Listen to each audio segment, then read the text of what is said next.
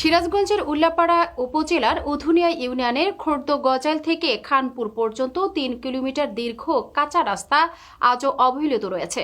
সামান্য বৃষ্টিপাতে রাস্তায় পানি জমে থাকায় চলাচলের একেবারেই অযোগ্য হয়ে পড়ে সড়কটি। সিরাজগঞ্জ উল্লাপাড়া থানা প্রতিনিধি মোহাম্মদ সজীব আহমেদের তথ্যচিত্রে বিস্তারিত। এ রাস্তার দুরবস্থার কারণে প্রায় 12টি গ্রাম এবং প্রায় ৩,০০০ মানুষ প্রতিদিন নানা কষ্টে যাতায়াত করছে। বৃষ্টির সময় রাস্তার কাদা ও গর্তে আটকে পড়ে মাল বোঝাই ভ্যান, অটোরিকশা ও মোটরসাইকেল নির্বিঘ্নে চলতে পারছে না। অনেক সময় মানুষ পড়ে গিয়ে আহত হয়। বিশেষত স্কুল কলেজগামী শিক্ষক শিক্ষার্থী, হাটবাজার ও অফিসগামী মানুষ বৃষ্টি হলে ভোগান্তিতে পড়েন। ছোট ছোট ছাত্রছাত্রীরা ঘর থেকে বের হতে পারছেন না।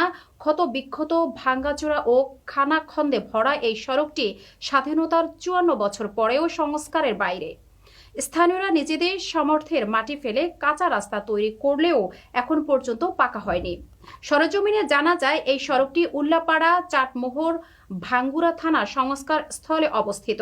খোর্দ গজাইল থেকে খানপুর পর্যন্ত রাস্তা দিয়ে বাগমারা, বেতকান্দি, খানপুর, মাদারবাড়িয়া, দাসমরিচ, কালিয়াঞ্জিরি, সুবন্দি মরিচ, কোমর মরিচ, পান্তাপাড়া, দক্ষিণপাড়া, রঘুনাথপুর ও চণ্ডীপুর সহ প্রায় 12টি গ্রাম প্রতিদিন যাতায়াত করে।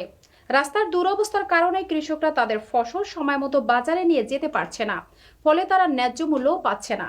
এছাড়া খোর্দ গজাইল সরকারি প্রাথমিক বিদ্যালয়, দাখিল মাদ্রাসা ও হাফিজিয়া মাদ্রাসা সহ একাধিক শিক্ষা প্রতিষ্ঠানে যাতায়াতকারী শিক্ষার্থীদের চরম দুর্ভোগে রয়েছেন। অনেক শিক্ষার্থী স্কুলগামী হওয়ায় আগ্রহ হারাচ্ছে।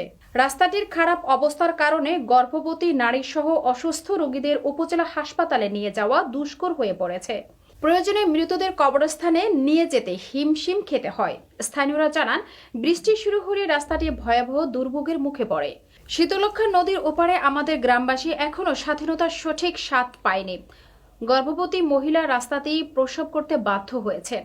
মিশুগাড়ি চালক ও ভ্যান চালকরা জানান, কাদামাটিতে গাড়ি আটকে গিয়ে নষ্ট হয়, তাই রোগী ও কৃষিপণ্য সময়মতো নিয়ে যাওয়া সম্ভব হচ্ছে না।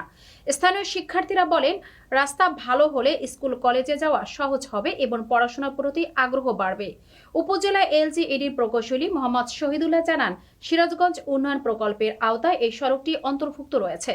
একনেক থেকে অনুমোদন পাওয়া মাত্র কাজ শুরু হবে বলে আশা প্রকাশ করেছেন তিনি। ভাঙ্গুড়া, চাটমোহর, ফরিদপুর থানার লোকজন আমাদের এই রাস্তাতে যাতায়াত করে। তারা অনেক সময় ভোগান্তির শিকার হয়ে এই দিকে গাড়িগুলা ভেঙে পড়ে থাকে। প্রত্যন্ত এলাকায় এই ধরনের কাঁচা রাস্তার কারণে এই এলাকায় ছেলেমেয়েদের ভালো জায়গায় বিবাহ হচ্ছে না, ছেলেমেয়েরা ভালো করে লেখাপড়া করতে পারছে না। যে এলাকার কোনো ফসল আমরা বাইর করতে পারতেছি না, এমনকি হাঁসের ডিমও দেখলেন যে কয়েকটা খাসি মাথায় করে নিয়ে যাচ্ছিল।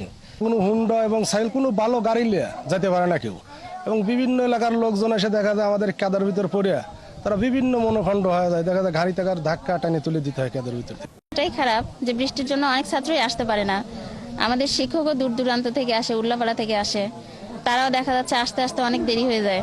আমাদের রাস্তায় স্কুল আসতে পারি না, প্রত্যেক দিন বৃষ্টি হয়, বৃষ্টি হওয়ার কারণে অনেক ছাত্র আসতে পারে না। এই রাস্তার জন্য আমাদের এলাকার সব পরিবার অনেক দুর্যোগে ভুগতেছে। আমি একটা ওই রুগী নিয়ে ঢুকেছিলাম রাস্তায়, এই রাস্তায় খুবই খারাপ অবস্থা। তো ভাইরা সবাই ধরে আমাকে রাস্তা পার করে দিছে।